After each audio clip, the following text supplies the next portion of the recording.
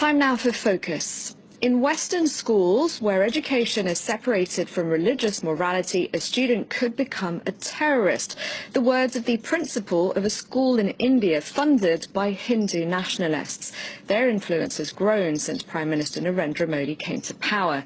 His party, the BJP, rewriting school books to the disadvantage of minorities. Shreya Banerjee reports.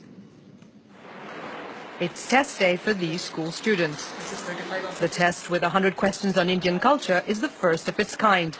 It's been organized by India's ruling Hindu nationalist party, the BJP. It's not part of the curriculum, at least for now. We Indians are moving further away from our heritage. That's why we have this test, so that we can build a prosperous nation. This man is a BJP party worker, not a teacher. Around 1 million students in the northern Indian state of Uttar Pradesh are taking this test. The questions are mainly on Hinduism. Where is the only temple of the Hindu god Brahma? When did the Hindu calendar begin? No other religion is mentioned. No mention, for example, of the 300 million Indian Muslims. But the students find nothing amiss. The test is focused on India, Indian poets, Indian movements, wars. We learn about our president, our prime minister, their programs and policies. Whatever we study enters our mind and increases our knowledge so that we can succeed in life. The test organizers are open about their intentions. They want to rewrite history. Whatever we have learnt from British and Muslim emperors should be removed, and it will be removed.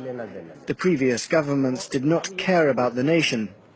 It is time for our government to put the right heroes in the syllabus. An Indian newspaper recently reported that certain textbooks had erased all mention of India's first Prime Minister, Jawaharlal Nehru. Nehru was a member of the Congress party, a major rival of the ruling BJP. That's not the only change, says this historian.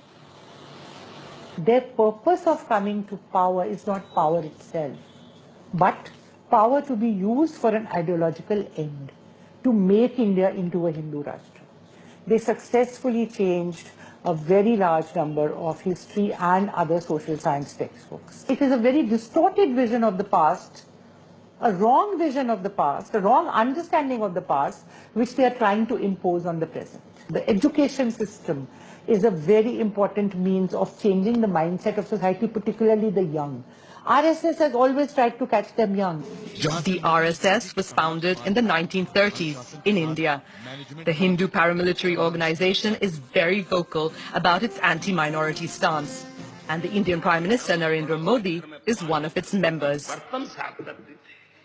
The group is looking to erase centuries of Muslim presence in India. Symbols of that time are still very visible in the country. This is a school fully funded by the Hindu nationalists. The RSS says there are at least 12,000 of these in India, with 3.5 million students. Every morning, the children begin their day with a prayer.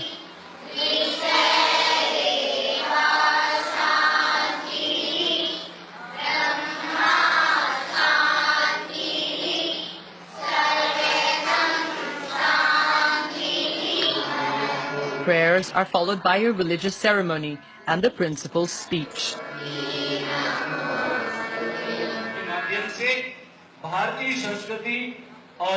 The students do the same exercises every day.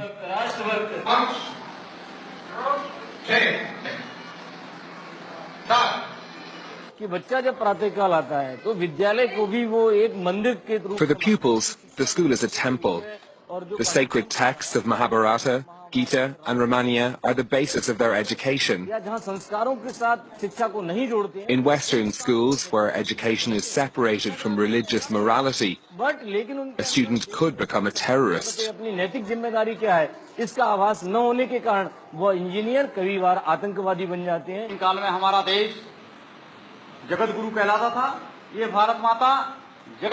A narrative that glorifies Hindus and casts minorities as outsiders.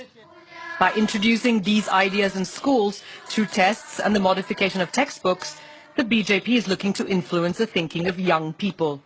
Almost half of India's population is under the age of 25. For more on this, I'm now joined in the studio by Olivier Guillard, Asia Research Director at France's Institute of International and Strategic Relations. Hello, thank you very much indeed for coming in. First of all, if you could tell us a bit more about the RSS. I understand it helped propel Narendra Modi to power. Absolutely. Let's say that this is a kind of a sister ship from the current political party that is in power for the last 3 years in India. It's a kind of movement that is between culture, sports, ideology. It's something that is supposed to be closer to the rightist side of the political spectrum in India than to the left, obviously. And this is a kind of pretty large organization. It's not supposed to be, it's a place for each and every Indian, but still the mainly pillars of this organization is mainly based on Hinduism and Hindu philosophy.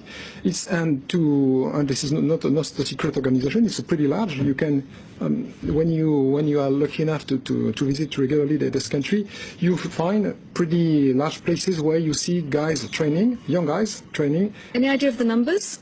They are by millions, yeah, they definitely. But once again, it's not a secret organization. It's pretty. Your colleague said it properly a few minutes ago that this is an organization that's probably 70 or 80 years old, and there has been a large numbers of even political leaders, regional or national, that joined this organization many years or decades ago. So, and once again, it's not seen like a political party as such. But this is a kind of internship preparing guys to join the right side of the political spectrum or the Hindu society in an Indian nation. So how many members of the current government do you think are there who were once members of the RSS, and how crucial a role does it play in the government now? This is quite an interesting issue. I don't have exactly the numbers in mind, but I would say that probably over 1 people out of 2 in this government on the national basis. Where regionally, once again, we need to remember that India is a federation, there is countries. Each and every of the 30 states has quite a different type of local government with different kind of competencies. But at the national level, in the current government, that is an Hindu nationalist government. It's not, as such, this is not a crime to have such an agenda. I mean, so they came to power peacefully. Narendra Modi 3 years ago won the general elections very easily, with such a numbers that we have not seen such a success for at least 30 years in the country. So there has not been any crime, derived by the vote in what India is called the largest democracy in the world. It's not for nothing.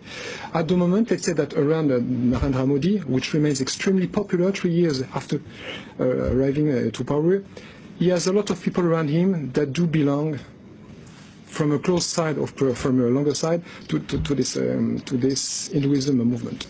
Because you say, yes, democratically elected, but you mentioned crime, and there has been a rise recently in religiously motivated violence.